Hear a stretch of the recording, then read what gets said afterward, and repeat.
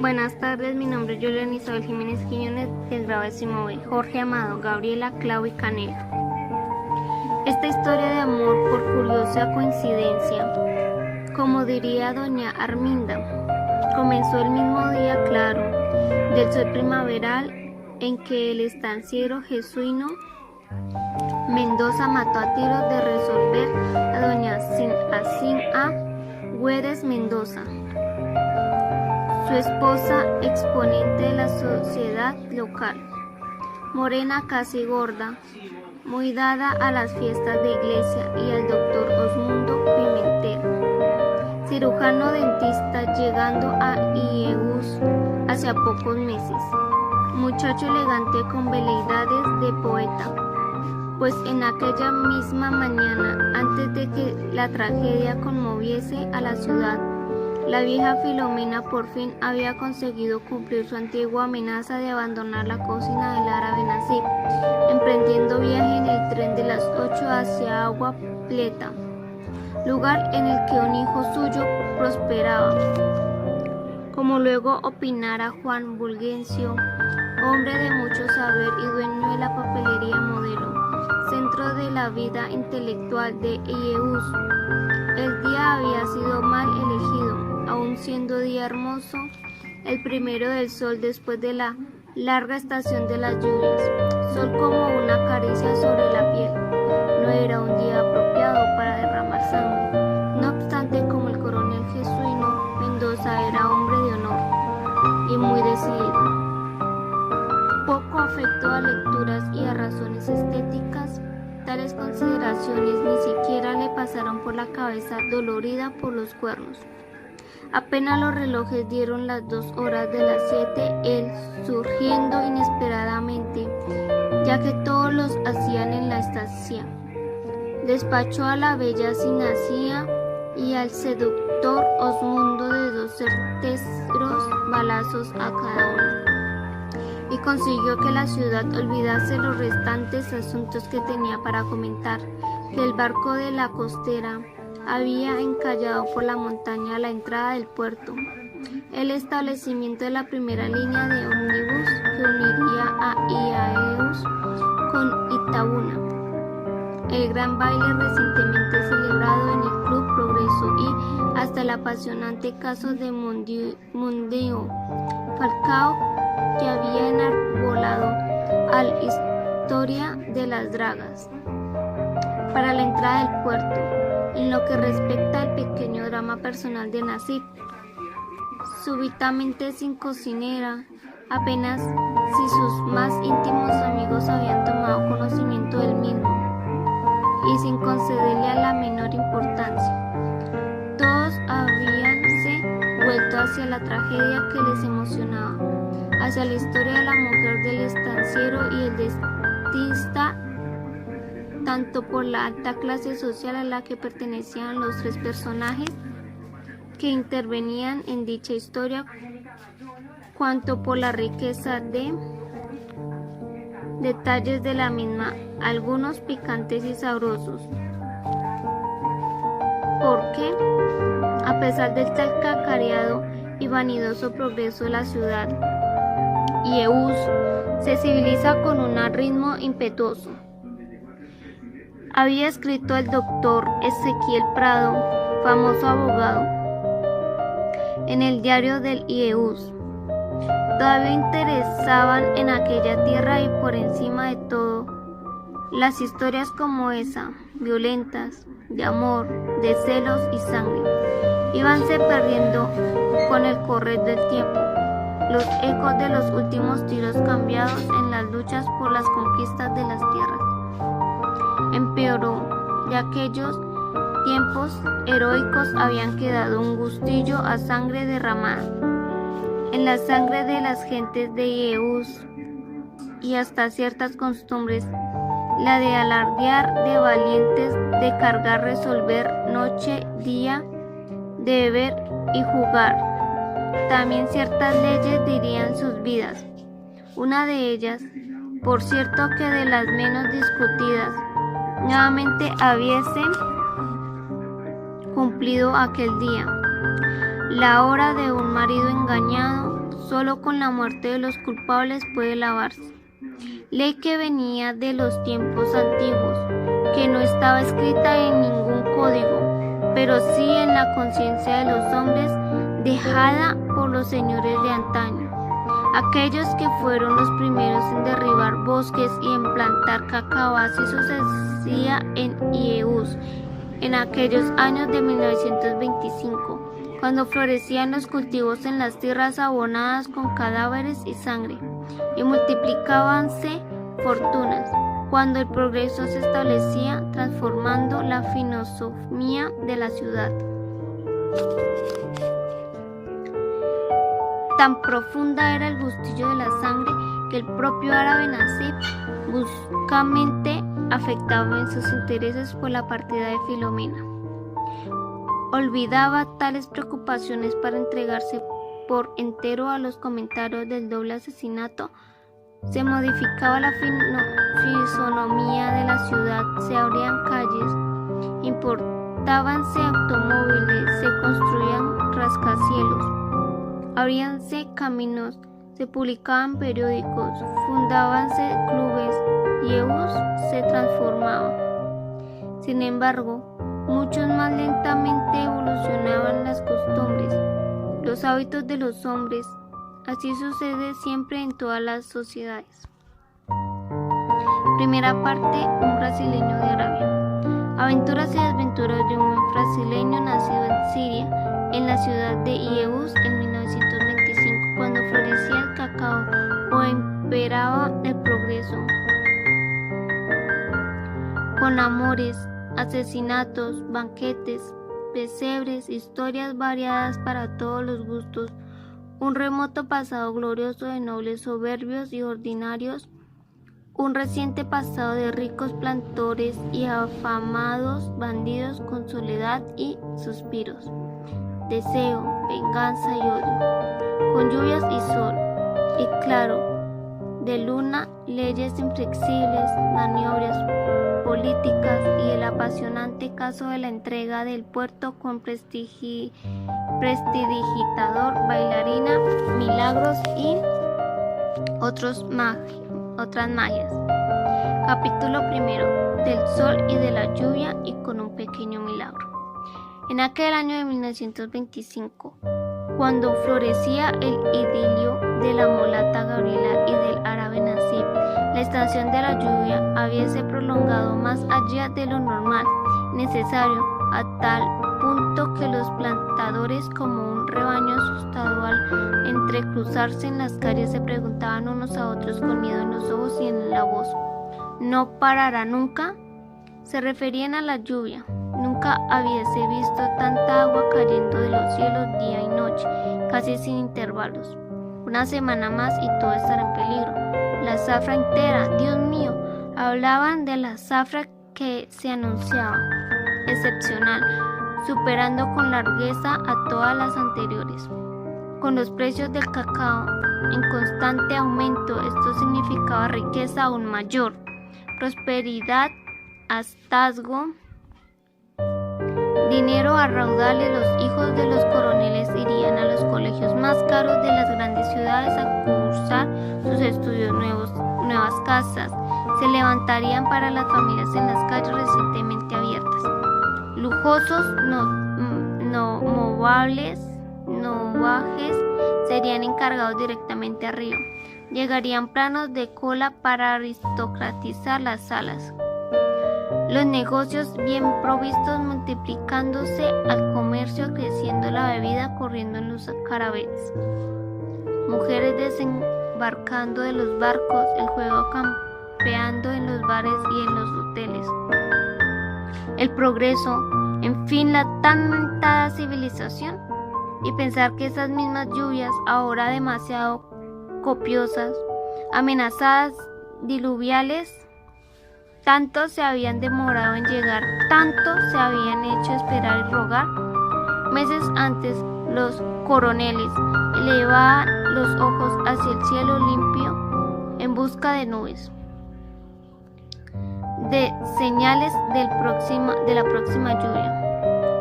crecían las plantaciones de cacao, extendiéndose por todo el sur de Bahía, en espera de las lluvias, indispensables para el desarrollo de los frutos recién nacidos, que sustituían las flores de la planta. La procesión de San Jorge aquellos años habían cobrado el aspecto de una ansiosa promesa colectiva al santo patrono de la ciudad.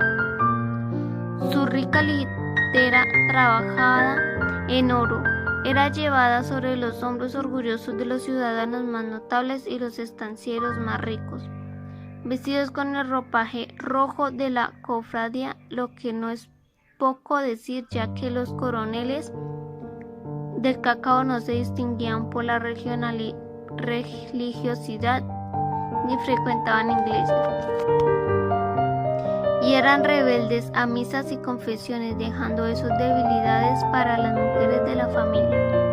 Eso de la iglesia son cosas para mujeres.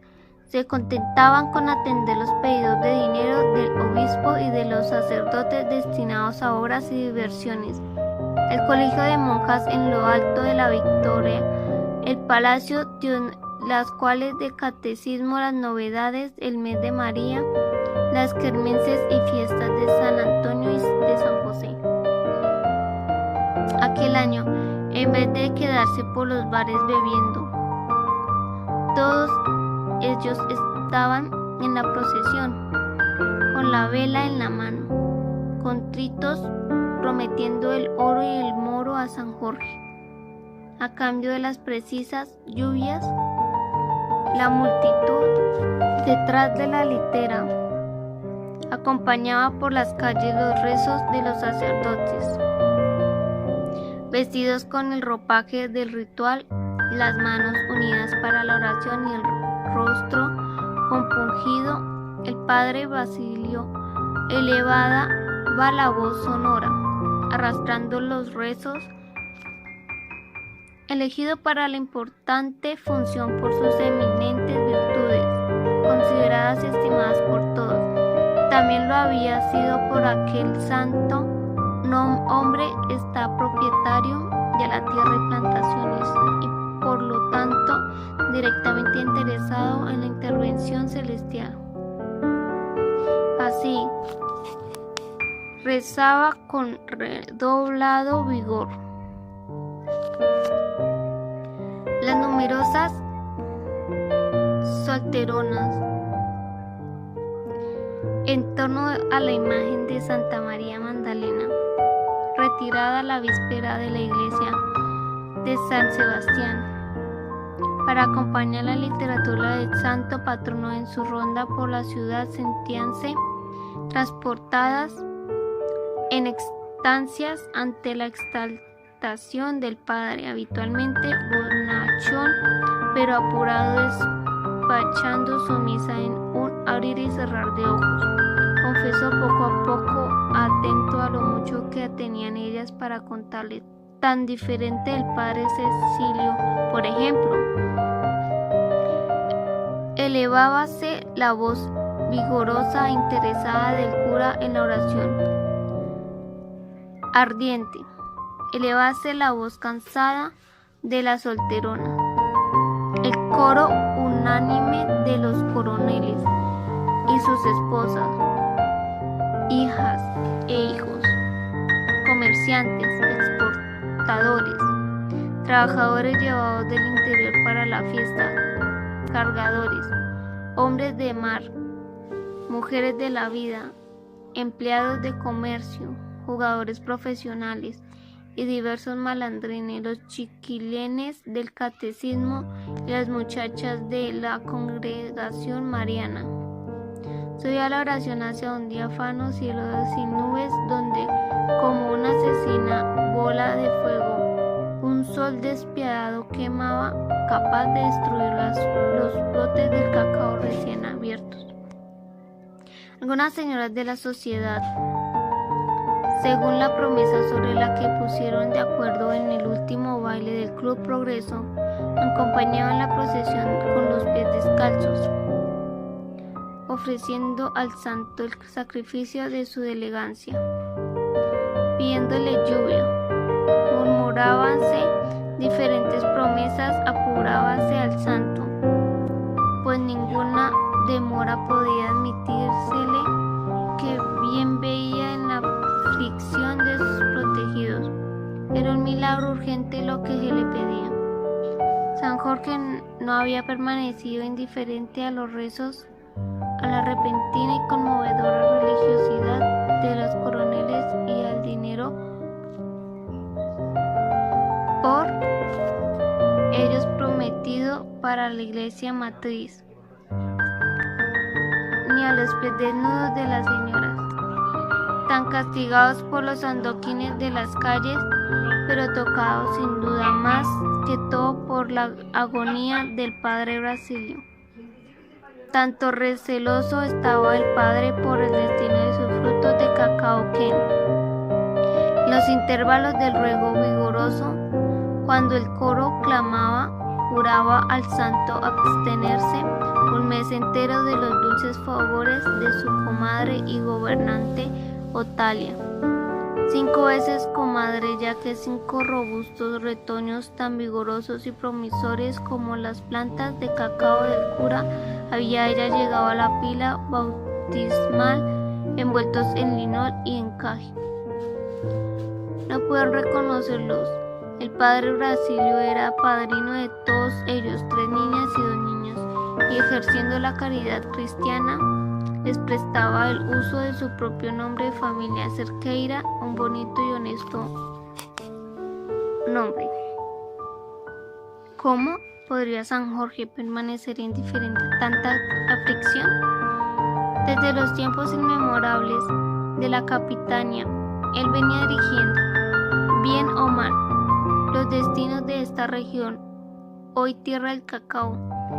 El donatario Jorge de Figueiredo Correia, a quien el rey de Portugal había dado,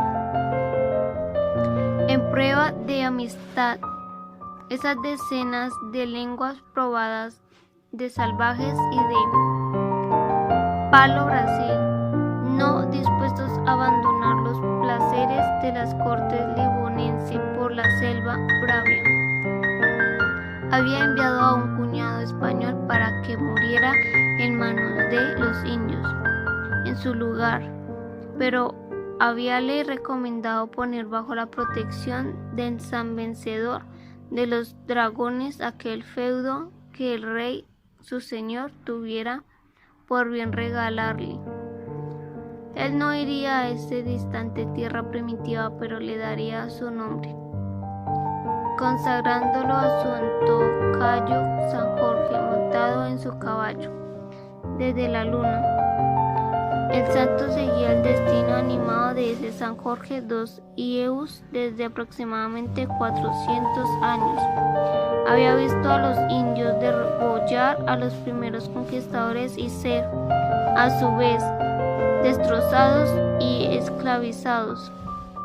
Había visto levantarse los ingenios de azúcar, las plantaciones de café, pequeños unos, mediocres las otras. Había visto vegetar esta tierra sin mayor futuro.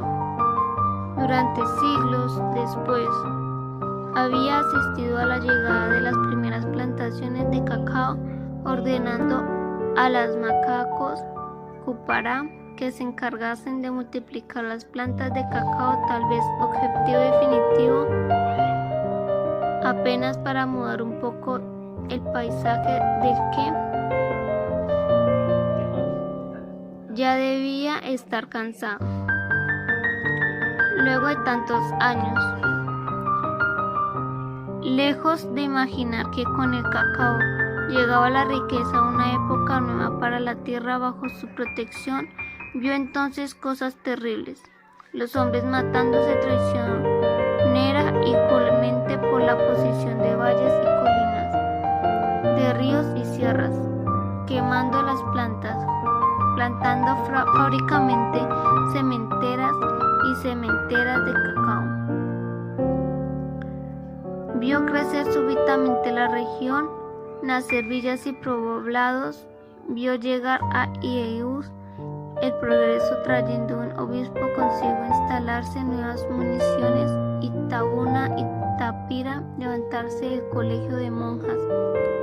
Vio a los barcos desembarcando gente y tanto caso dio que llegó a pensar que cada más podría impresionarlo, pero a pesar de esto se impresionó con aquella inesperada y profunda devoción de los coroneles, hombres rudos pero aficionados a leyes y rezos, con aquella local promesa del padre Basilio Cerqueira de naturaleza incontinente y fogosa, tan fogosa e incontinente que el santo dudaba que él pudiera cumplirla hasta el fin. Cuando la procesión desembocó en la plaza de San Sebastián, deteniéndose ante la pequeña iglesia blanca, cuando Gloria se persignó sonriendo en su ventana maldecida, cuando el árabe Nasib salió de su bar desierto para apreciar mejor el espectáculo, todo sucedió el tan mentado milagro. No se cubrió de nubes negras el cielo azul, ni comenzó a caer la lluvia. Indudablemente para no arruinar la procesión, pero una desmayada luz diurna surgió en el cielo, perfectamente visible a pesar de la claridad deslumbrante del sol. El negrito Tusca fue el primero en verla, llamando la atención en las hermanas Dos Reyes, sus patronas, en el centro del grupo negro de las solteronas. Un clamor de milagro se sucedió, partiendo de las solteronas excitadas, propagándose por la multitud y esparciéndose luego por la ciudad entera.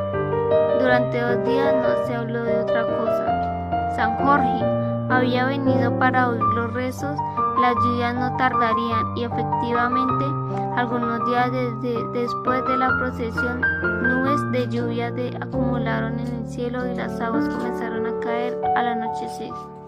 Solo que San Jorge, naturalmente impresionado por el volumen de las oraciones y promesas, por los pies descalzos de las señoras y por el espantoso voto de castidad del padre Basilio, magnificó el milagro y ahora las lluvias no querían parar. La estación de las lluvias se prolongaban desde hacia ya más de 2 semanas fuera del tiempo habitual.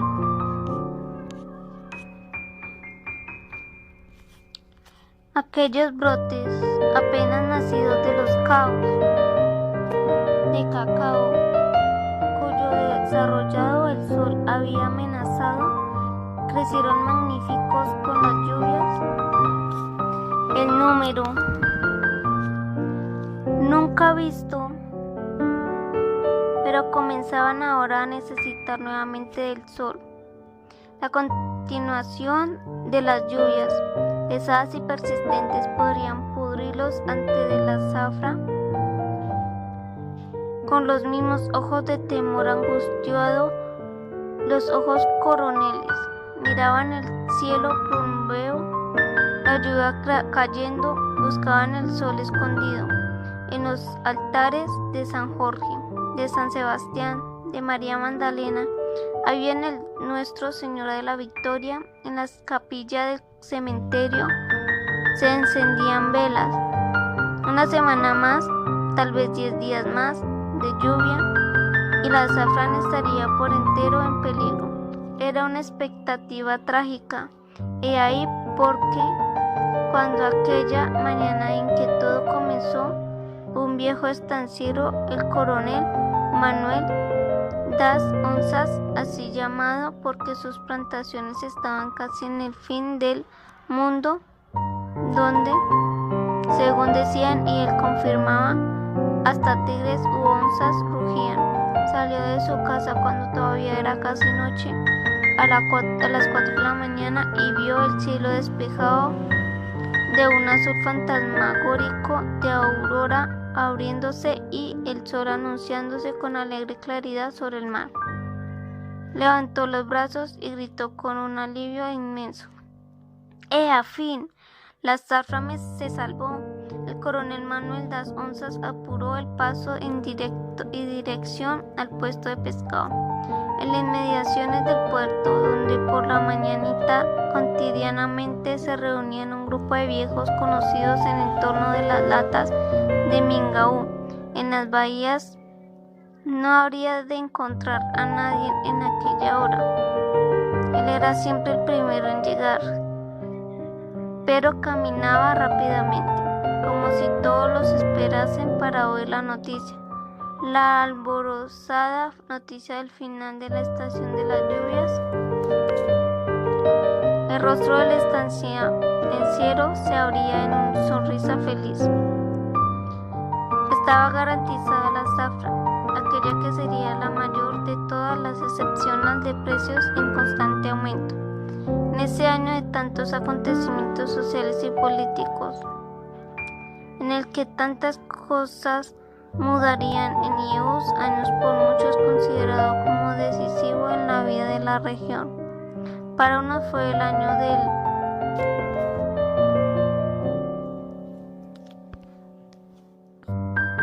caso de la Barra, para otros el de la lucha política entre Mundio Falcao, exportador de cacao, y el coronel Ramiro Bastos, el viejo cacique local. Tercero lo recordaban como el año del sensacional juicio del coronel Jesuino Mendoza, algunos como el año de la llegada del primer navío sueco iniciando la exportación directa del cacao.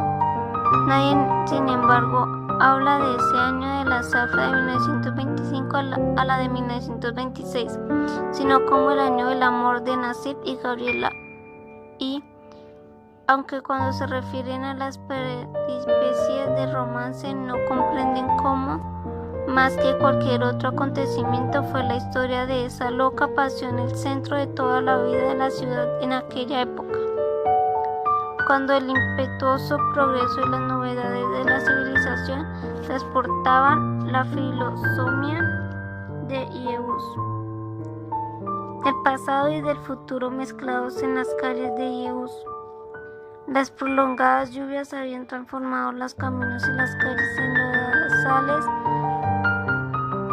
diariamente revueltos por las patas de las tropas de burros y de los caballos de los cazadores.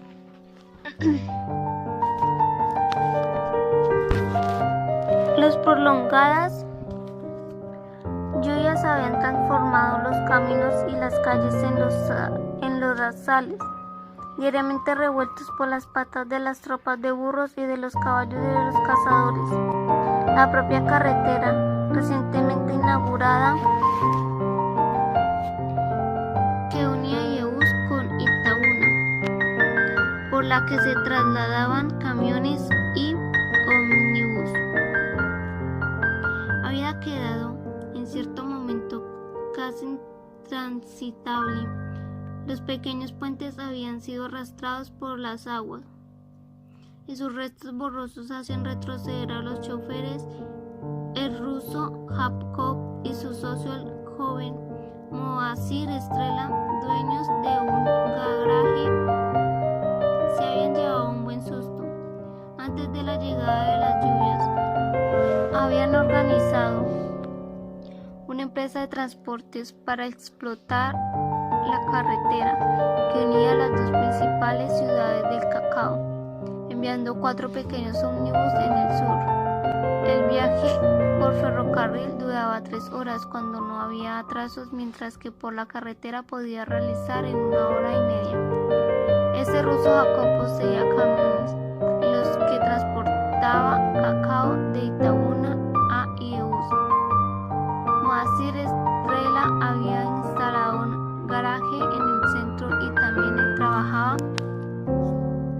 con camiones. Juntaron sus fuerzas, solicitaron camiones en un banco endosando las facturas y mandaron a buscarlo ómnibus. Restregábanse las manos ante la expectativa de un negocio rendidor. Dicho de otra manera, el ruso restregábase las manos y Moacir contentábase con silbar.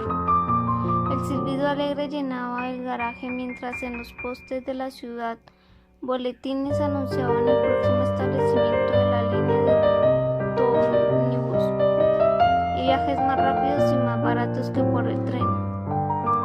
Pero sucedió que los ómnibus demoraban en llegar y, cuando finalmente desembarcaron de un pequeño carguero del Joy Brasileiro, ante la admiración general de la ciudad, las lluvias estaban en su auge y el camino hecho una miseria.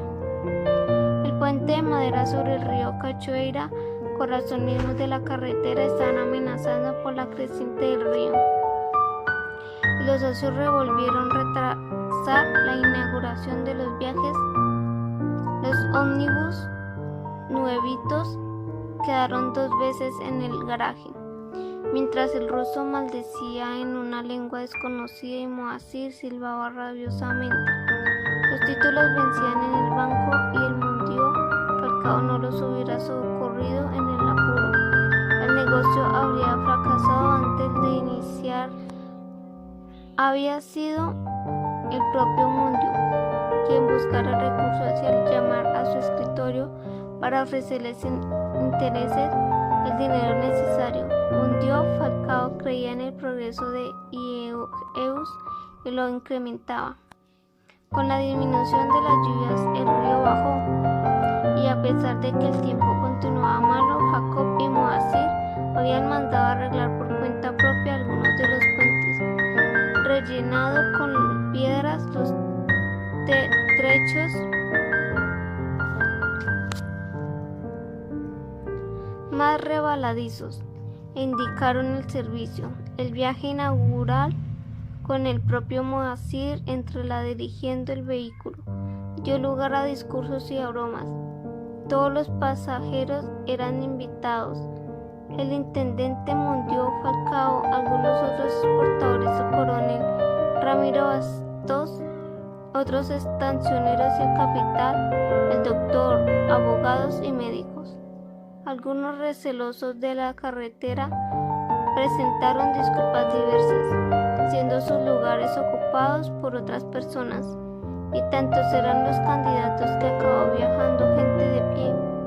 El viaje duró 2 horas, la carretera todavía estaba difícil, pero todo ocurrió sin incidentes de mayor importancia. En Itabuna, a la llegada, hubo fuegos artificiales y un almuerzo conmemorativo. El ruso Jacob había anunciado entonces que para el final de la primera quincena de viajes regulares se realizará en IEUS una gran comida, reunión a las personalidades máximas de los municipios, con el fin de festejar ese nuevo jalón del progreso local. El banquete fue encargado a Nasib. Progreso era la palabra que más se oía en IEUS y en Itabuna.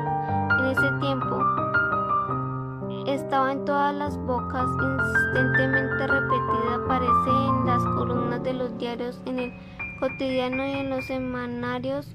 Surgió en las discusiones de la papelería modelo, en los bares, en los cabarets.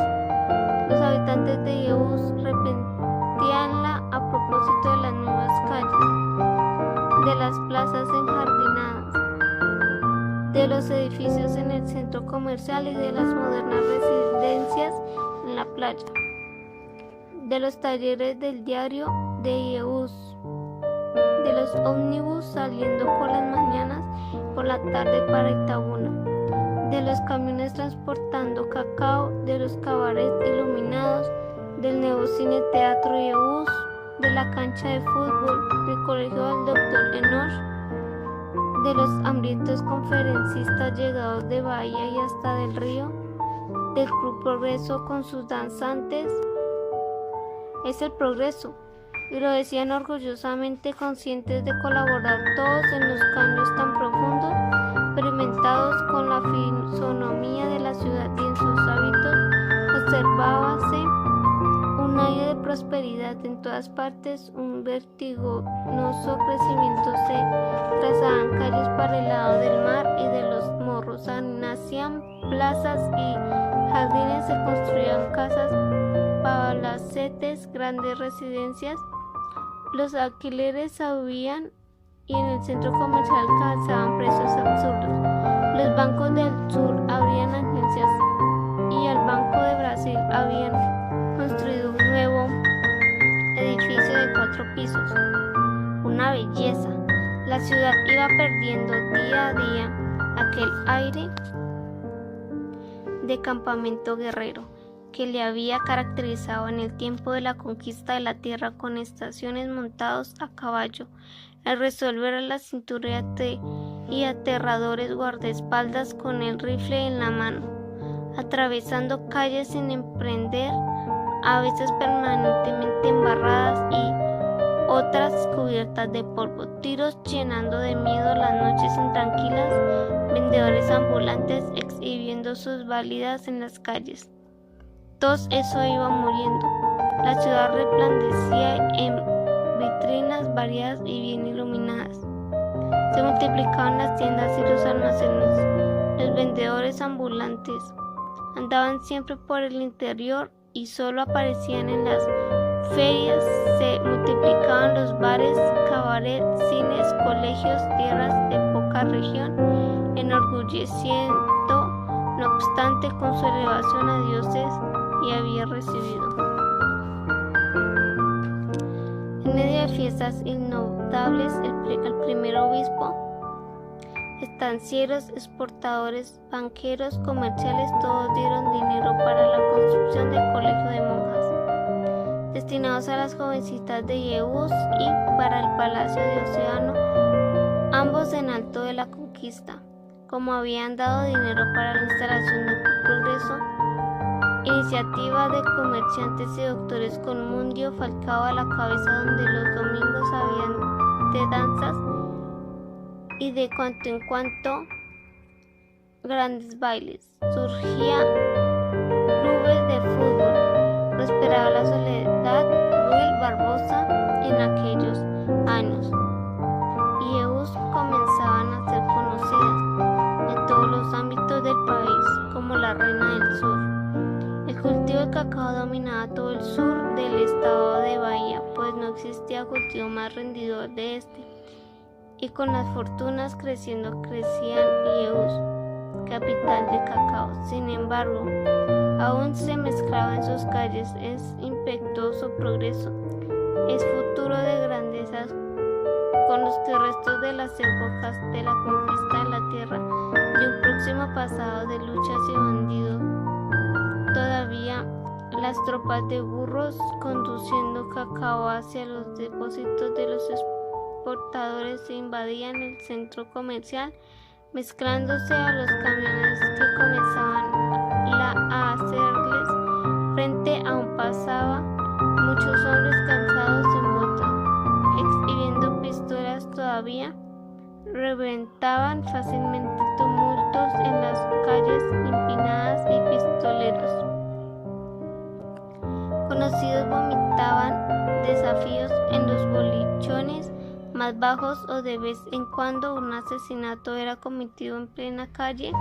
Esas figuras se cruzaban en las calles empedradas y limpias, con exportadores prósperos, vestidos con elegancia por sastres venidos de Bahía, o innumerables vendedores viajantes, ruidosos y cordiales, sabedores siempre que de la última anécdota, por los médicos, abogados, dentistas, agrónomos e ingenieros llegados en cada barco.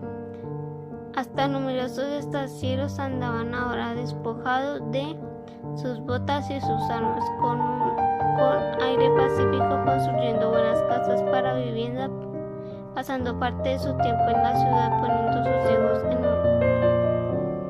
en el colegio de Inosh, o viéndolos a las escuelas de Bahía, mientras sus mujeres iban a las estaciones solamente en vacaciones y vestían de sedas y los zapatos de taco alto parecían en la fiesta del Club Progreso que ya frecuenciaban. Muchas cosas recordaba aún el viejo Yeús de antaño, no el del tiempo de los ingenios, de las pobres plantaciones de café, de los señores nobles, de los esclavos negros, de la casa ilustre de los Ávila. De ese pasado remoto apenas se quedaban vagos recuerdos. Solo el doctor se preocupaba con él, sino los aspectos que un pasado reciente, del tiempo de las grandes luchas por la conquista de la tierra después que los padres jesuitas trajeran las primeras plantas de cacao, cuando los hombres llegaron en busca de fortuna, se arrojaban sobre los bosques, disputando con la boca de los rifles y de los fusiles la posesión de cada palmo de tierra. Cuando los Vándaro, los Oliveira, los Brasdamasio, los Teodoro del Barahona y tantos otros atravesaban los caminos, habían picadas al frente de sus bandidos en encuentros mortales, cuando los bosques fueron derribados y las plantas de cacao plantadas entre cadáveres y sangre, cuando reinó el aguardiente, cuando la justicia había sido puesta al servicio de los intereses de los conquistadores de la tierra, cuando cada gran árbol escondió un tirador con la celada esperando a su víctima. Era ese pasado que aún estaba presente en detalles de la vida de la ciudad y en los ámbitos del pueblo, desapareciendo de a poco, cediendo su lugar a la innovación y las costumbres recientes, pero no sin resistencia, especialmente en lo que se refería a hábitos ya transformados así en leyes por tiempo. Uno de esos hombres apagados al pasado, mirando con desconfianza aquellas novedades del Yeús, viviendo casi todo el tiempo en sus plantaciones, que solamente viajaba a la ciudad por motivos de negocios o para discutir con los exportadores, era el coronel Manuel das Onzas.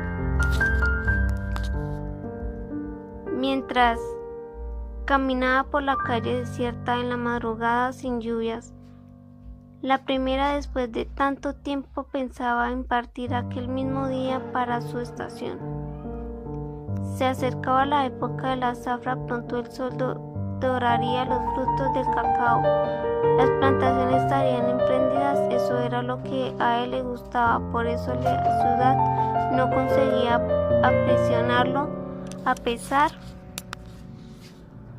de sus numerosas seducciones, cines, bares, cabaret con mujeres hermosas, negocios surtidos. Prefería la abundancia de la estación, las cacerías, el espectáculo de los cultivos de cacao, las conversaciones con los trabajadores, las repetidas historias de los tiempos de lucha, las aventuras con serpientes, las chinitas humildes.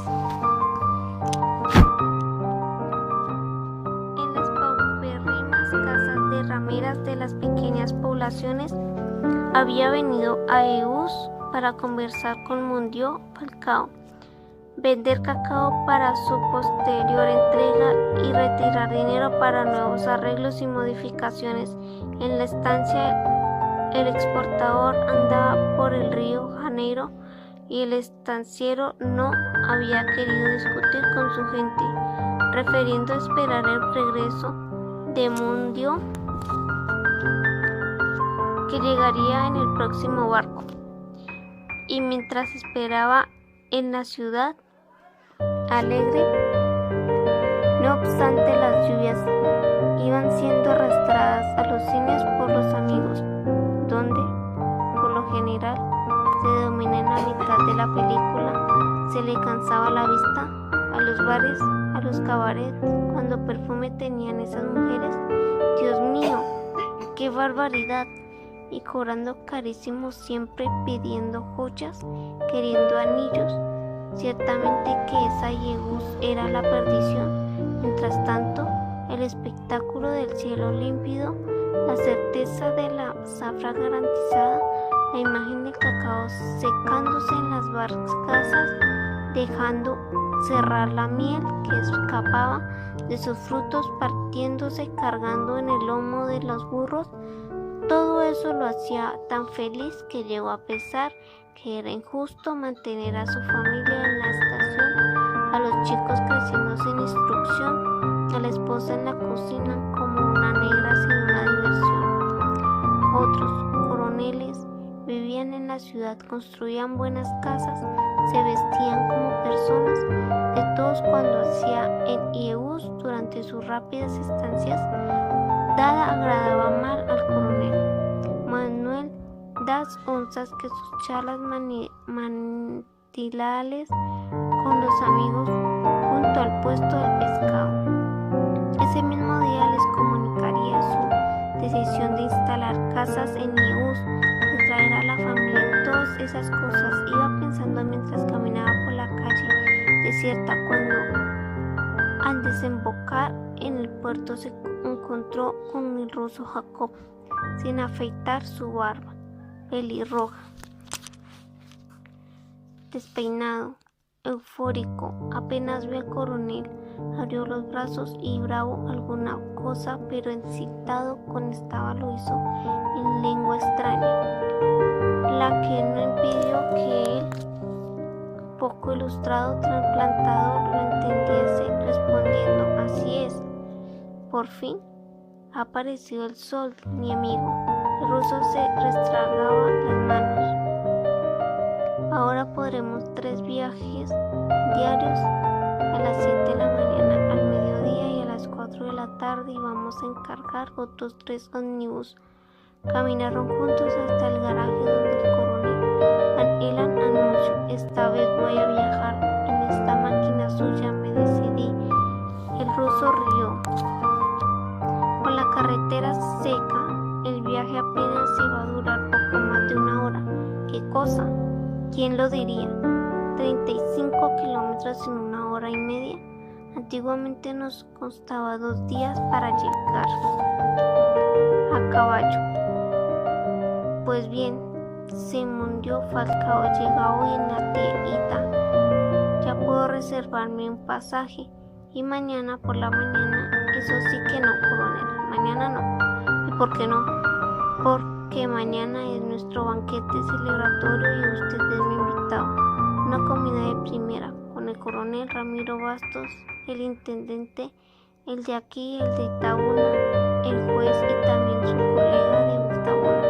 Mundio Falcao, toda gente de primera clase, el gerente del Banco Brasil, una fiesta de echar la casa por la ventana. ¿Quién soy yo, Jacob, para esos lujos? Vivo en mi rincón. No, señor, exijo su presencia. Será en el bar Vesubio, el de Nasip. En ese caso, partiré pasado mañana. Le voy a reservar lugar en la primera. Siento, el estanciero se despide. ¿Realmente no hay peligro de que el artefacto se devuelva? Con una velocidad así parece imposible. 2 notables en el puesto de pescado se callaron un instante, oyendo la sirena del barco. Está pidiendo el práctico, dijo Juan Fulgencio. Es el Ita, que viene de Río de Janeiro. Mundio Falcao llega en él, informó el capitán, siempre enterado de las novedades. El doctor retomó las palabras alzando un dedo categórico para subrayar la frase. Es así como yo le digo, unos años más, tal vez un lustro, Yeús será una verdadera capital mayor que Acarajo, que Natal, que Maceió no existe en la actualidad. En el norte del país, una ciudad de progreso más rápida, hace pocos días leí en un periódico de Río de Janeiro. Dejaba caer las palabras lentamente aún mientras conversaba. Su voz mantenía un cierto tono oratorio, pero su opinión era altamente considerada. Funcionario público jubilado con fama de persona culta y talentosa. Publicaba en los periódicos de Bahía largos e indigestos artículos históricos y por lo mismo pelópidas de Asuncao Dávila. Hombre del IEUS de los viejos tiempos, era casi una gloria en la ciudad. Alrededor suyo, todos aprobaban con la cabeza, contentos por la financiación de las lluvias y el innegable progreso de la región del cacao, que para todos ellos estancieros, empleados, hombres de negocios, exportadores, era motivo de orgullo, con excepción de Pelópidas, del capitán y de Juan Fulgencio. Ninguno de los que allí se detuvieron a conversar ese día junto al puesto de pescado había nacido en IEUS. Llegaron atraídos por el cacao, aunque todos sentíanse rapiunas, ligados para siempre a aquella tierra. El coronel Ribeirito, ya que la cabeza escarnecida, recordaba: cuando yo desembarqué aquí en 1902, el mes que viene hará 23 años. Esto era un agüero sucio, el fin del mundo, cayéndose a pedazos. Olivenska, en cambio, sí que era una ciudad. Río al recordarlo. Muelle para que atracaran los barcos no había. Las calles no estaban empedradas. El movimiento era pequeño. Buen lugar para esperar la muerte. Hoy es esto que estamos viendo. Cada día una calle nueva. El puerto repleto de embarcaciones. Señalaba el amarradero. Un carguero de Lloyd en el puente del ferrocarril. Un barco de la compañía Bahía en el puente que estaba frente a los depósitos. Una lancha desatrancada del puente más próximo para hacerle lugar al de la Ita. Las barcazas, lanchas y canoas yendo y viniendo entre IEUS y Puntal, llegando desde las plantaciones por el río. Conversaban junto al puesto de pescado construido en un lugar descampado frente a la calle del Iuau, donde los circos de paso era otros puntos armaban sus carpas. Algunas negras vendían mingau y cuscús, maíz cocido y bollitos de tapioca. Estancieros acostumbrados a madrugar en sus plantaciones y ciertas figuras de la ciudad, el doctor Juan Fulgencio, el capitán Nogallo, alguna que otra vez el juez y el doctor Ezequiel Prado, casi siempre llegando directamente de la casa de su amante, situada en las inmediaciones, se reunían diariamente antes de que despertara la ciudad, con el pretexto de comprar el mejor pescado fresco, debatiéndose todavía vivo en las mesas del puesto. Comentaban los últimos acontecimientos, intercambiaban impresiones sobre la lluvia y la zafra y el precio del cacao. Algunos, como el coronel Manuel das Osas, aparecían tan temprano que asistían a la salida de los últimos retratados del cabaret Bataclan y a la llegada de los pescadores con la canasta de pescados recién retirados de sus barcas, robales y dorados, brillando como láminas de plata a la luz de la mañana. Un coronel Ribeiro, propietario de la estación Princesa de la Sierra, cuya riqueza en nada había afectado su simplicidad bonachona, casi siempre encontrábase allí cuando, A las 5 de la mañana, María de San Jorge, hermosa negra especialista en mingau y torta de pupa, bajaba del cerro con su bandeja en la cabeza, vestida con un pollero de algodón de colores y una blusa amidonada, bien escotada, que dejaba al descubierto la mitad de los senos rígidos. ¿Cuántas veces el coronel la había ayudado a bajar la lata de mingau, a arreglar su bandeja, con los ojos fijos en el escote? Algunos venían hasta en pantuflas y el saco de pijama sobre un pantalón viejo. El doctor nunca, naturalmente, daba siempre la impresión de que jamás se desvestía de su ropa negra, de sus borceguíes, de su cuello de puntas dobladas, de su corbata austera, ni siquiera para dormir. Diariamente repetía el mismo itinerario. Primero, el vaso de mingau en el puesto de pescado, la charla animada, el intercambio de novedades, las grandes carcajadas. Luego iba caminando hasta el puente principal del muelle, donde se detenían un momento para luego separarse, casi siempre frente al garaje, el Moacir Estrella, donde el ómnibus de las 7 de la mañana, espectáculo reciente, recibía a los pasajeros que se dirigían a Itabuna. El barco hacía sonar nuevamente sus sirenas, con un silbido largo y alegre, como si siquiera despertara toda la ciudad. Llegó el práctico a entrar. Sí, Ieus es un coloso, no hay tierra de mayor futuro.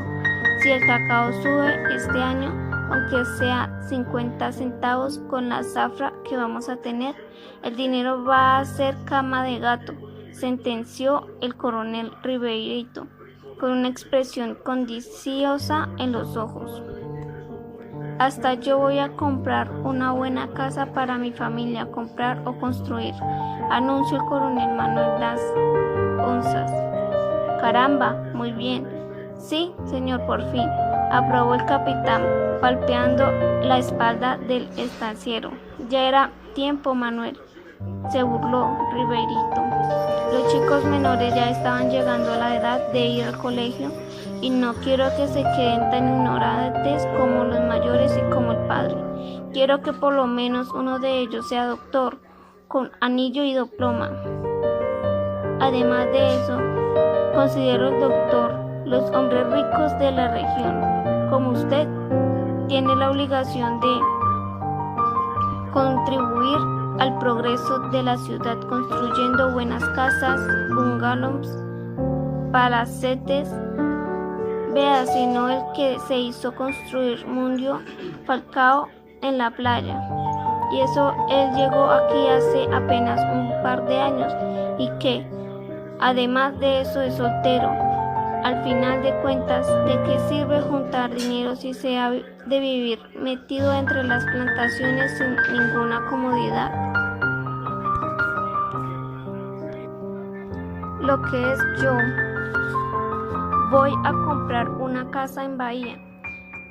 Llevaré la familia para allá, dijo el coronel Amancio Leal, que tenía un ojo vaciado y un defecto en el brazo izquierdo. Recuerdos del tiempo de las luchas. Eso es lo que yo llamo falta de civismo. Indigenoso, el doctor. ¿Fue allá o fue en Ieus que usted ganó dinero? ¿Por qué emplear en ahí el dinero que ha ganado aquí? Calma, doctor.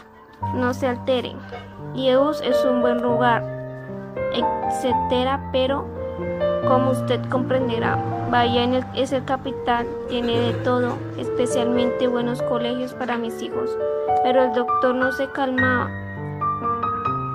Tiene de todo porque ustedes desembarcan aquí con las manos vacías, se hartan la barriga y se llenan de dinero y luego van a gastarlo a Bahía. Pero creo, compadre Amancio, le dijo Juan Fulgencio al estanciero, que muestra, doctor, tiene razón. Si nosotros no cuidamos a Jehús, ¿quién va a hacerlo? ¿Quién va a cuidarlo? No digo que no. Sedio Amancio era un hombre calmado, al que no le gustaban las discusiones, y nadie que lo viese así, tranquilo, imaginario, estar delante del célebre jefe de bandoleros, de uno de los hombres que más sangre hiciera correr en Jehús, durante las luchas por las tierras de Sequeira Grande. Para mí, personalmente, ninguna tierra vale lo que Jehús, pero en la bahía existen otras comodidades, buenos colegios. ¿Quién puede negar eso? Mis muchachos más jóvenes están en el colegio de los jesuitas y la patrona no quiere estar lejos de ellos. Ya se muere de nostalgia de que está en Sao Paulo. ¿Qué puedo hacer? Por mí no saldría de aquí. Capitán intervino. Por el colegio no amaneció. Teniendo aquí en el de Enoch, resulta hasta absurdo decir eso. No hay colegio mejor en Bahía. El propio capitán, para ayudar y no porque lo necesitasen, enseñaba historia universal en el colegio fundado por un abogado de escasa clientela, el doctor Enoch Litera, que introdujera métodos de enseñanza modernos y aboliera la palmatoria.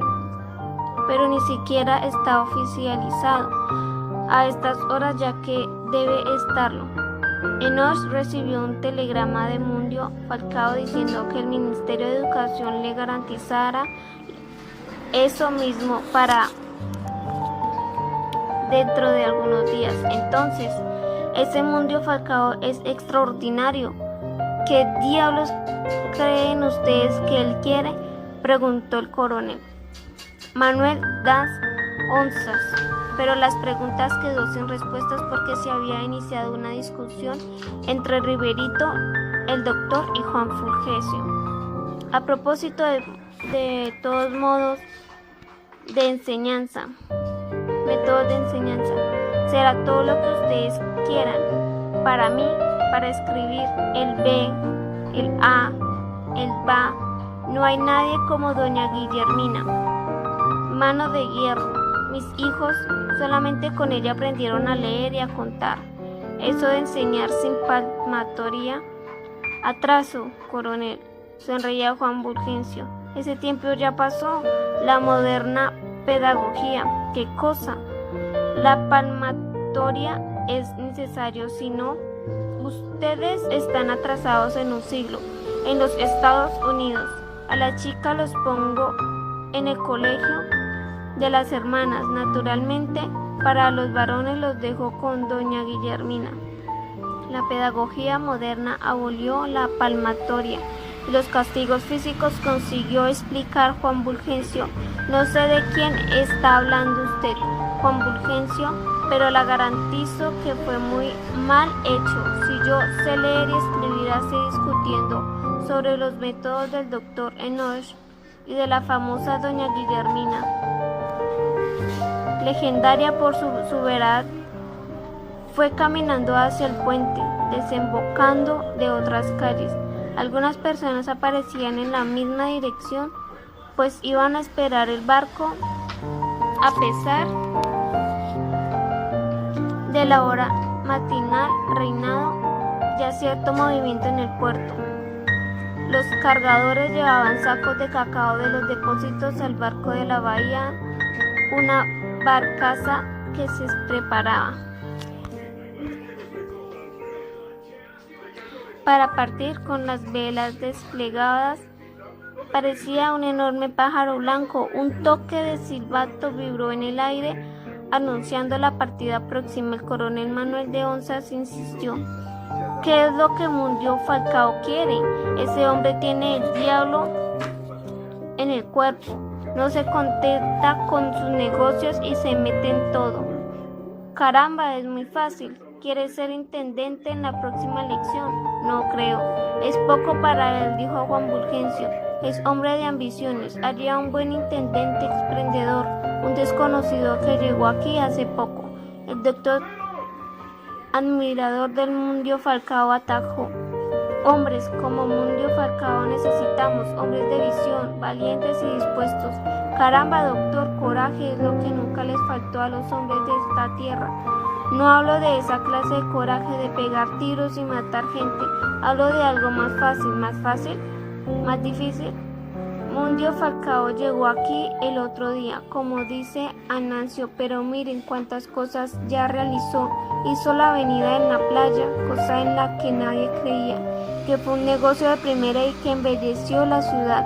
Trajo los primeros camiones y sin él no hubiese salido el diario de Yeús, ni tendríamos el Club Progreso. Dicen que prestó dinero al ruso Jacob y a Moazir para la empresa de ómnibus. Estoy con el doctor, dijo el capitán. Hasta entonces silenció. Hombres así necesitamos, capaces de emprender y ayudar al progreso. Había llegado al puente, donde ya estaba Nogallo, empleado de la receptoría de rentas. Bohemio, inveterado, figura indispensable en todos los círculos de voz gangosa y articularial, irreductible. Viva la ilustre compañía. Estrechaba las manos, iba contando: estoy muriendo de sueño.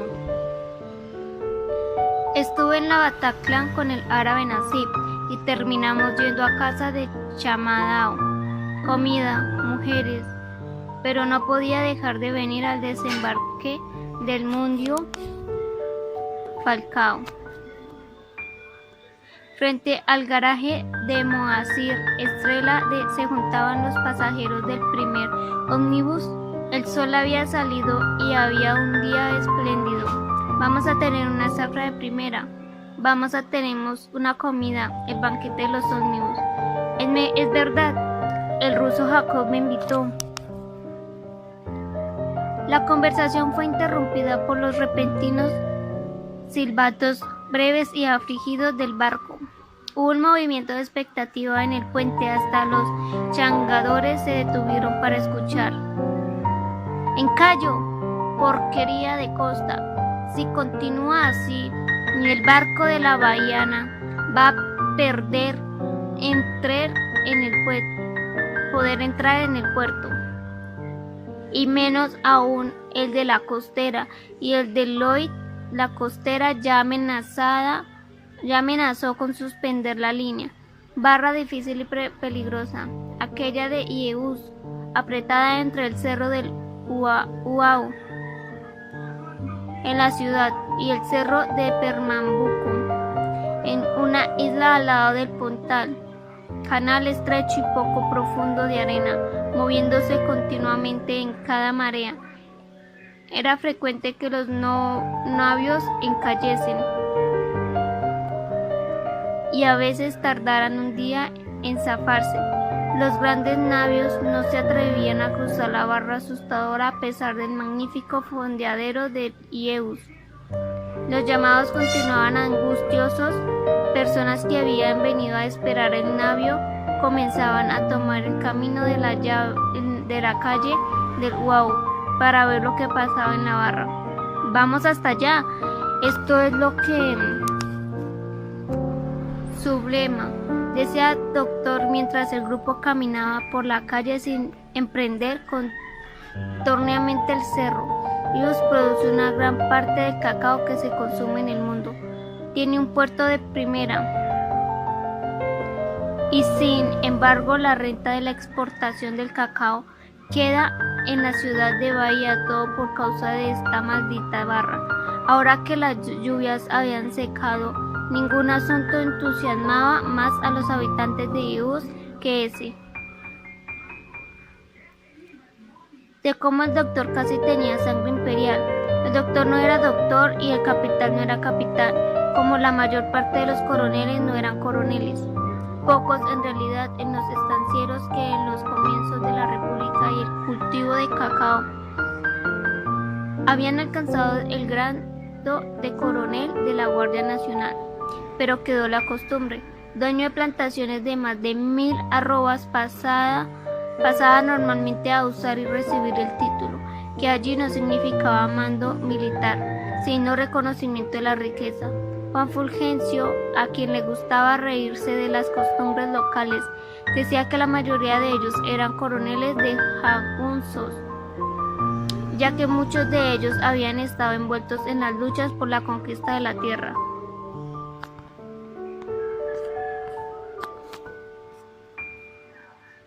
Nunca habíase alcanzado la unanimidad en esa disputa prolongada a través de los años, prefiriendo uno las altisonantes frases del capitán, donde los objetivos grandiosos sucedían en impetuosa cabalgata, y algunos tambores en la voz ronca provocaban deliradamente aplausos, prefiriendo otros los largos periodos rebuscados del doctor, la erudición, la trasluciendo en los hombres citados abundantemente en la adjetivación difícil en que brillaban como joyas raras de ciertas palabras tan clásicas que apenas unos pocos conocían su verdadero significado. Hasta las hermanas Dos Reyes, tan unidas en todos los restantes de la vida, en este caso dividían sus opiniones. La debilucha y nerviosa Florita se exaltaba con las arrogancias verbales del capitán, con sus rutilas auroras de la libertad. Deleitábase con los trémulos de voz al final de las frases, que vibraban en el aire. Quinquina, la gorda y alegre Quinquina, prefería el saber del doctor que a aquellas vetustas palabras. Esa es su manera patética de clamar con el dedo en alto: pueblo o mi pueblo, de regreso. De las reuniones cívicas en la intendencia o en la plaza pública, las dos discutían como lo hacían toda la ciudad, incapaz de decirse: no entiendo nada, pero es tan bonito, concluía Quinquina votando por el doctor.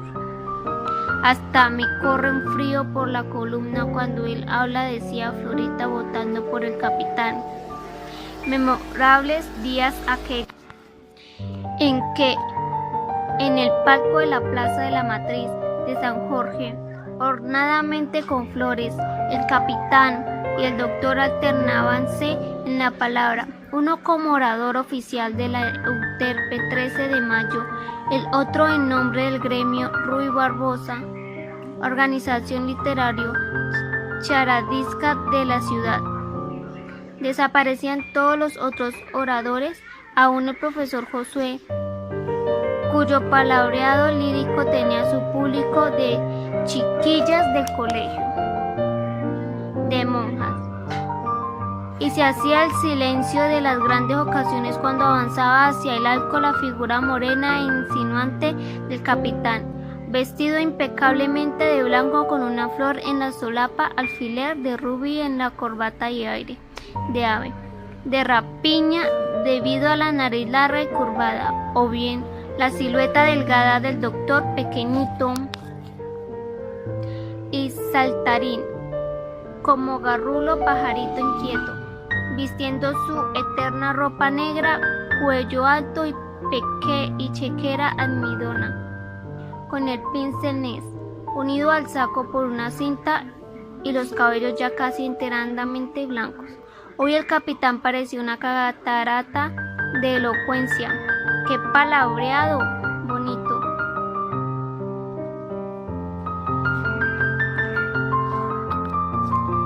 Pero vacío. El doctor, en cambio, pone tuétano en todo lo que dice. El hombre es un diccionario.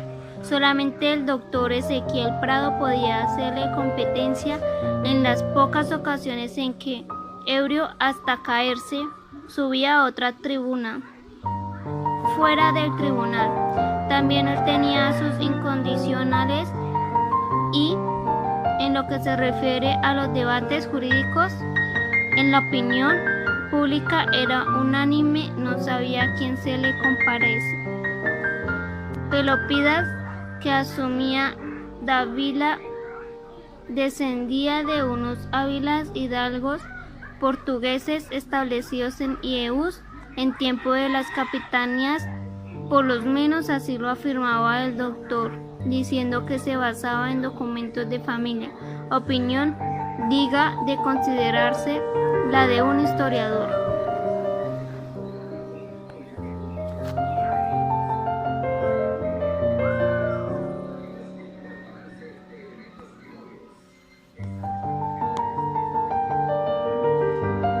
Un Ávila colateral y arruinado había sido el padre de Pelópidas.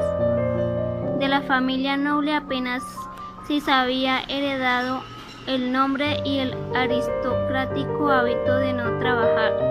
No obstante, había sido el amor y no el interés como entonces se dirige, lo que le llevara a casarse con una plebeya, hija del dueño de un próspero bazar de bagatelas. Tan próspero durante la vida del viejo Azucao, es el nieto. Pelópidas fue enviado a estudiar en la Facultad de Derecho de Río de Janeiro, pero el viejo Azucao había muerto sin haber perdonado enteramente a su hija la torpeza de aquel casamiento noble y el hidalgo, habiendo adquirido hábitos tan populares como el juego de gamao y las peleas de gallos, fue comiéndose poco a poco el bazar, metro a metro los géneros, docena a docena las horquillas, pieza por pieza las cintas de colores, y así había terminado la prosperidad de los Azucao. Luego de la grandeza de los Ávila, dejando a Pelópidas en el Río de Janeiro sin recursos para continuar los estudios cuando andaba ya por el tercer año de la facultad. Por entonces ya lo llamaban doctor, primero el abuelo y los empleados de la casa y luego los vecinos cuando volvía a Ilhéus en vacaciones. Amigos de su abuelo le consiguieron un pobre empleo en una repartición pública. Dejó entonces los estudios, pero permaneció en el Río Progreso en el repartición. Pobre progreso, sin embargo, por falta de protección de los grandes y de la útil sabiduría de la adulación. 30 años después se jubiló y volvió a Ilhéus para siempre, para dedicarse a su obra. El libro monumental sobre los Ávilas y el pasado de Ilhéus, libro que ya era por sí mismo casi una tradición.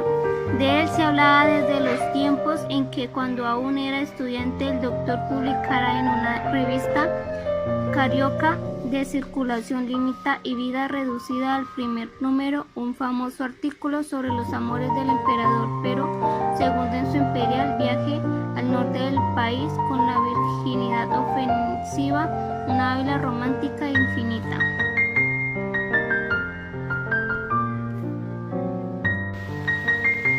Ruy Barbosa, empleado en una casa exportadora en el concurso de cuentos de una revista caroca, y de los versos del ya citado Teodoro de Castro. En lo que respecta a los amores clandestinos del emperador y de Fenicia, al aparecer se redujeron a miradas, suspiros y juramentos murmurados. En el imperial viajero la conocía en Bahía durante una fiesta, apasionándose por sus ojos desmayados, y como habitaba en la residencia de los Ávila, en la ladeira de Pelourio, un cierto padre Romualdo, latinista meritorio. Más de una vez el emperador apareció por allí con el pretexto de visitar al sacerdote de tanto saber.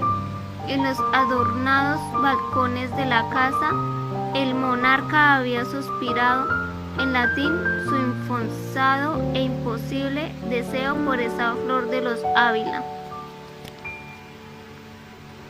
Fenicia, excitada como una mucama, rondaba la sala en la que las barbas negras y sabias del emperador cambiaban ciencia con el padre bajo. Los ojos respetuosos e ignorantes de Luis Antonio Ávila, su hermano y jefe de la familia. Es cierto que Ofenicia, después de la partida de su imperial enamorado, desencadenó una ofensiva destinada a obtener la mudanza de todos para la corte, pero fracasó ante la obstinada resistencia de Luis Antonio, guardián de la honra de las doncellas y de la familia. Ese Luis Antonio Ávila murió hecho coronel en la Guerra del Paraguay. Comandó hombres llevados de sus ingenuos en la retirada de la laguna. La romántica Ofenicia murió tísica y virgen en el solar de los Ávila. Nostálgica de las barbas reales y borracho murió el poeta Teodoro de Castro, el apasionado y maravilloso cantor de las gracias de Ofenicia, cuyos versos tuvieron cierta popularidad en la época, nombre hoy injustamente olvidado en las antologías nacionales. Para Ofenicia había escrito sus versos más inspirados, exaltando en rimas ricas su frágil belleza enfermiza, suplicando su inaccesible amor, versos aún hoy declamados por las alumnas del colegio de monjas, al sol de la Dalila, en fiestas y saraos. El poeta Teodoro, temperamente trágico y bohemio, sin duda murió de la lánguida nostalgia. ¿Quién irá a discutir esa verdad con el doctor? 10 años después de la salida por la puerta del solar en luto en blanco, del blanco ataúd donde iba el cuerpo macerado de Ofenicia. Murió en verdad ahogado en el alcohol entonces barato en Ius del ingenuo de los Ávila. De cómo Nasib despertó sin cocinera. Nasib despertó con los fuertes golpes dados en la puerta de su habitación. Había llegado de la madrugada luego de cerrar el bar, anduvo con Tónico, Bastos y Niño Gallo por los cabarets, acabando en la casa de María Machado con Risoleta, una recién llegada de Aracaju, un poco visca. ¿Quién es? Soy yo, señor Nasib. Para despedirme me voy. Un navio hacía oír su silbato cercano llamando al práctico. ¿Hacia dónde va, Filomena? Nasib, levantándose, prestando una atención distraída al silbato del navio. Por el modo de pintar en una hita, pensaba mientras trataba de ver la hora en el reloj colocado al lado de la cama. 6 de la mañana, y él había llegado alrededor de las 4. ¡Qué mujer! Aquella Risoleta. No es que se tratase de una belleza, hasta tenía un ojo torcido, pero sabía cosas mordiales, la punta de la oreja, y se tiraba para atrás riendo. ¿Qué clase de locura había atacado a la vieja Filomena? Agua prieta. A quedarme con mi hijo. ¿Qué diablos de historia es esa, Filomena? ¿Estás loca? Buscaba las chinelas con los pies, mal despierto todavía, con el pensamiento puesto en Risoleta, el perfume barato de la mujer aún persistía en su pecho velludo. Salió descalzo hacia el corredor, metido en su camisón. La vieja Filomena esperaba en la sala con su vestido nuevo, un pañuelo floreado en la cabeza y el paraguas en las manos. En el suelo, el baúl y un paquete con cuadros de santos. Había sido sirvienta de Nasib desde que él comprara el bar. Hacía más de 4 años, impertinente, pero limpia y trabaja, sería a más no poder. Era incapaz de tocar un centavo y muy cuidadosa. Una perla, una piedra preciosa, acostumbrada a decir doña Arminda para definirla. Tenía sus días de mal humor. Cuando amanecía con la cara amoscada, entonces no hablaba sino para anunciar su próxima partida. El viaje a Agua Prieta, donde su único hijo hubiese establecido con un mercadito. Tanto hablaba de irse de aquel famoso viaje que Nasib ya no le creía, pensando que todo aquello no pasaba de manías inofensivas de la vieja, ya tan llegada a él, más personas de la casa que empleada y a casi una pariente lejana. El navío hacía oír su silbato. Nasib abrió la ventana. Era como había adivinado, el Ita, procedente del Río de Janeiro. Estaba llamando al práctico, parado ante la piedra de Rapa. Pero, Filomena, ¿qué locura es esa? Así de repente, sin avisar, sin nada, absurdo. ¿Qué, don Nasib? Desde que crucé el marco de su puerta le vengo diciendo, un día de estos me voy a juntar con mi Vicente. Me podría haber dicho ayer que se iba hoy, pero si le mandé un recato con Chico, usted no le prestó atención, no apareció por casa. Realmente, Chico Pereza, su empleado y vecino, hijo de doña Arminda, le había llevado juntamente con el almuerzo el recado de la vieja, anunciando su próxima partida, pero como eso sucedía todas las semanas, Nasib los había escuchado sin responder. Yo lo esperé toda la noche, hasta la madrugada lo esperé, pero usted andaba corriendo terneras por ahí, semejante hombre que ya debía estar casado, con la cola asentada en casa, en vez de vivir cambiando de piernas. Después del trabajo, un día a pesar de todo ese cuerpo, va a enfermarse y a estirar las patas, señalaba, con el dedo levantando, flaco y acusador, el pecho del árabe asomando por el cuello del camisón bordado. Con pequeños flores, Nasib bajó los ojos, vio las manchas de lápiz labial. Risoleta. La vieja Filomena y doña Arminda vivían criticando su vida de soltera, tirándole indirectas, planeando su casamiento. Pero Filomena, no hay nada más que decir, don Nasib. Me voy ahora mismo. Vicente me escribió, va a casarse, me necesita, ya preparé mis cosas. Y tan luego como en vísperas del banquete de la empresa de Omnibus Sur Bahiana, contratado para el día siguiente, una cosa como para tumbar a cualquiera. Tan luego 30 cubierto. Adiós, don Nasib. Dios los proteja y le ayude a encontrar una novia buena que cuide de su casa. Pero mujer, son las 6 de la mañana. El tren sale recién a las 8. Yo no me confío en los trenes. Son bichos matreros, prefiero llegar con tiempo. Deje por lo menos que le pague. Todo aquello le parecía una pesadilla idiota. Moviese descalzo por la sala, pisando en el cemento frío. Estornudó, lanzó bajito una maldición. A ver si todavía se resfriaba. Para completar la situación, maldita vieja loca. Filomena extendía la mano huesuda, la punta de los dedos.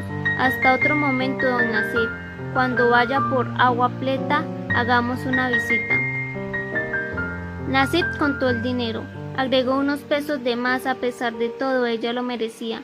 La ayudó a tomar el baúl, el paquete pesado con los cuadros santos, antes colgados profusamente en su pequeña habitación. De los fondos y el paraguas por las ventanas entraba la mañana alegre y con ella la brisa del mar, el canto de un pájaro y un sol sin nubes. Luego de tantos días de lluvia, Nasib miró el barco. La lancha del práctico se aproximaba. Levantó los brazos desesperándose y desistió de volver a la cama. Dormiría la siesta para estar en forma a la noche. Había prometido a Risoleta volver diablo de vieja. Había trastornado su día.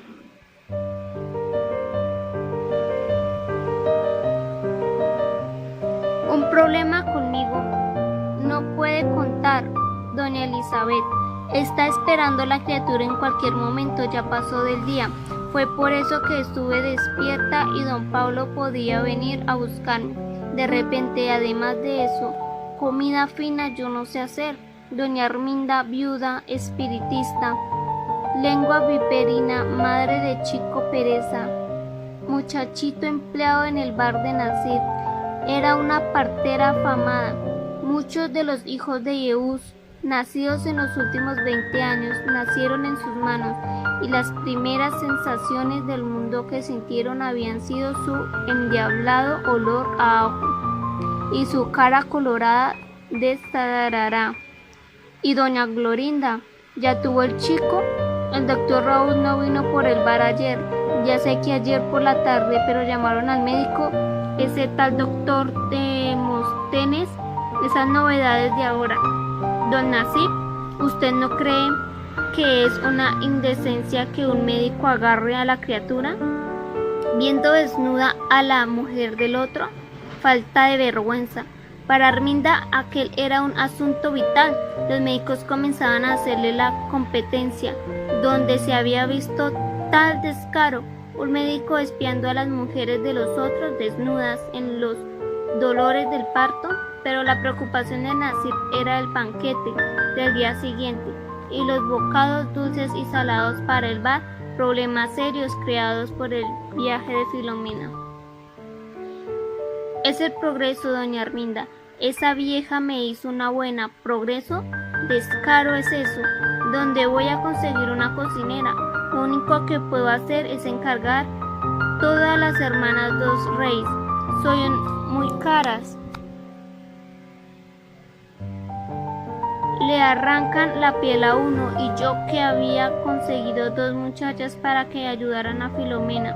Así es el mundo, don Nasib. Cuando menos se esperan suceden las cosas. Yo, por suerte, tengo al finado que me avisa. El otro día mismo, ni puede usted imaginarlo, fue en una sensación en casa del compadre Teodoro. Pero Nasib no estaba dispuesto a oír las repentinas historias de espiritismo, especialidad de la partera. Chico ya se despertó. ¡Qué esperanza con don Nasib! El pobre llegó pasado la medianoche. Por favor, despiértenlo. Necesito hacer muchas cosas. Usted comprende, una comida para 30 personas, toda gente importante, celebrando la instalación de la línea de ómnibus. Oí decir que uno se dio vuelta en el puente del río Cachoeira. Fantasía de la gente, van y vienen llenos, es un negocio. Miren que se ve todo en Yehús ahora en donde nací. Me contaron que en el hotel nuevo va a haber un ascensor, una caja que sube y baja solita. ¿Lo despierta a Chico? Ya voy. Cruz, diablo, estas escaleras. Nasib se quedó unos instantes en la ventana mirando el navío de la costera al que ya se aproximaba. El práctico Mundio Falcao debía llegar en un barco, según había dicho alguien en el bar. Llegó de novedades, sin duda también llegarían nuevas mujeres para los cabarets, para las casas de la calle Do Wow del Sapo de las Flores.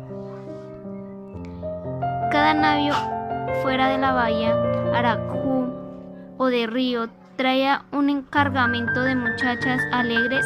Tal vez llegase también el automóvil del doctor de Montenes.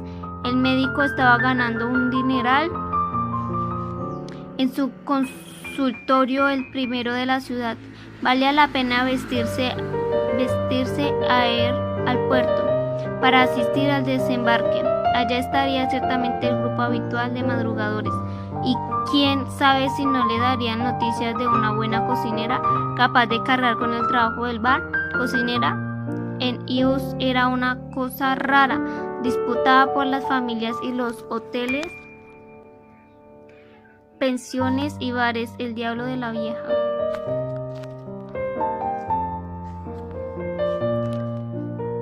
De elogio a la ley y a la justicia o sobre nacimiento y nacionalidad.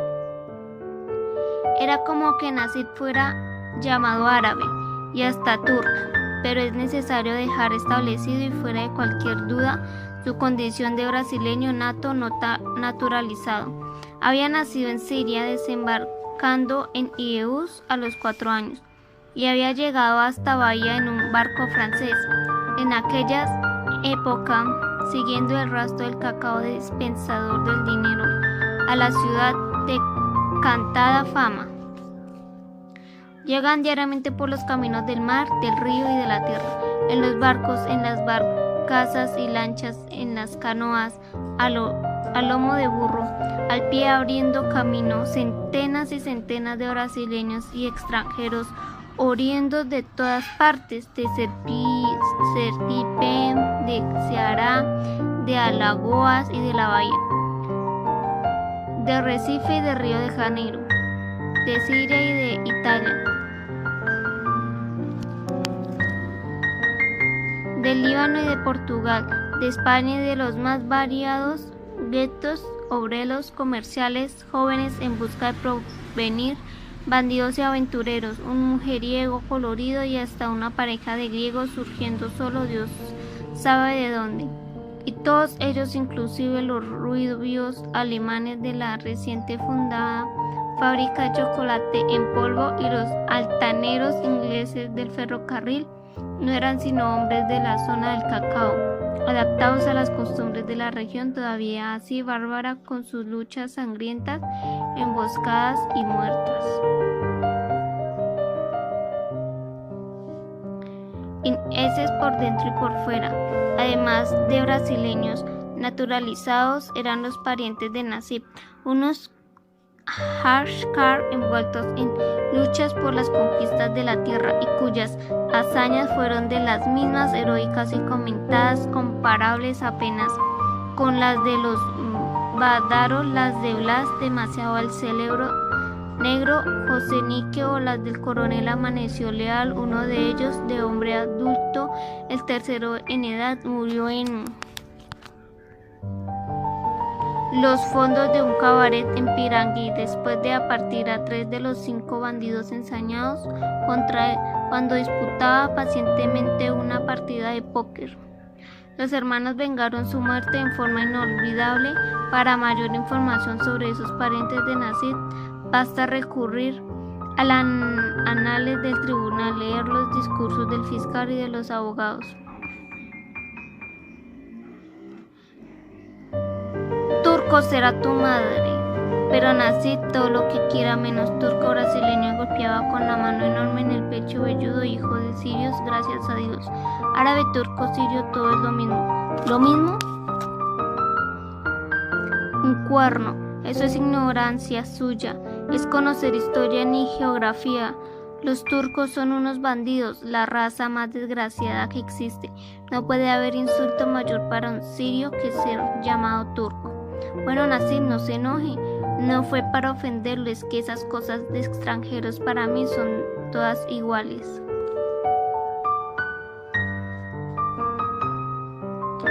Donde aparece Mundio Falcao, sujeto importante mirando a Ius a través de una larga vista. Desde el puente de comando del barco, en espera del tráfico, un hombre todavía joven, bien vestido y bien afeitado, miraba la ciudad con aire levante soñar algo, tal vez las pupilas negras, tal vez los ojos rasgados, le daba un toque romántico y hacía que las mujeres no saben de inmediato su presencia, pero la boca duró y el mentón fuerte denunciaba. Al hombre decidió práctico, sabedor de su deseo y de cómo conseguirlo.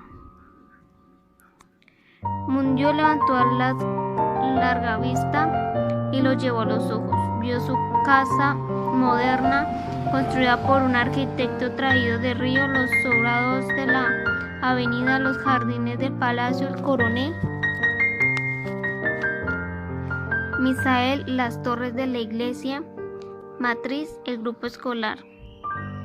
El dentista Edmundo, envuelto en una bata, salía de la casa para su baño de mar, tomado bien de mañanita para no escandalizar la población. De la llegada del barco. A pesar de la hora temprana, una pequeña multitud seguía los penosos trabajos de desarrollar el barco. Pegado fuertemente a la orilla, parecía anclado para siempre, desde la punta del morro Douau. Los curiosos veían el comandante y al práctico afanado, dando órdenes a los marineros, corriendo, a los oficiales apurados. Pequeños botos llegados del portal rondaban el navío. Algunos pasajeros se reclinaban en la murada, casi todos en pijama y chinelas, y algunos que otros vestidos para el desembarco. Estas intercambian frases a los gritos con los parientes que habían madrugado para recibirlos en el puerto, informaciones sobre el viaje, bromas sobre el encalle de a bordo. Alguien anunciaba a una familia que estaba en tierra. Murió sufriendo espantosamente la pobrecita, noticia que arrancó sollozos a una señora de mediana edad, vestida de negro, que se encontraba junto a un hombre delgado y sombrío, con señales de luto en el brazo y en la solapa del saco. Dos criaturas miraban al movimiento, sin darse cuenta de las lágrimas maternas. Entre los espectadores se formaban grupos, se cambiaban saludos, se comentaban lo sucedido. Ese banco es una vergüenza. Es un peligro. Un día de estos algún barco va a quedar allí para siempre. Y ay Dios, puerto de Dios. El gobernador ni se interesa. No se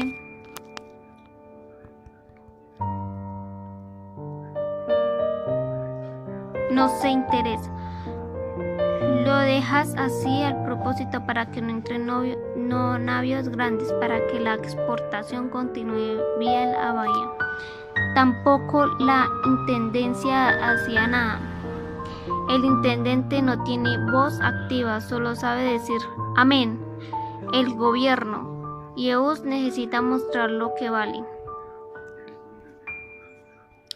La culpa, sin embargo, es nuestra, debemos reconocerlo, dijo el capitán. ¿Cómo? Nuestra y de nadie más, y es fácil probarlo. ¿Quién manda en la política de EUS? Los mismos hombres que hace 20 años elegimos. Intendente, diputado y senador estadual, o diputado federal agente, que no tiene nada que ver con EUS debido a compromisos antiguos de los tiempos de Castalla, de las hermanas Torres de su pesebre.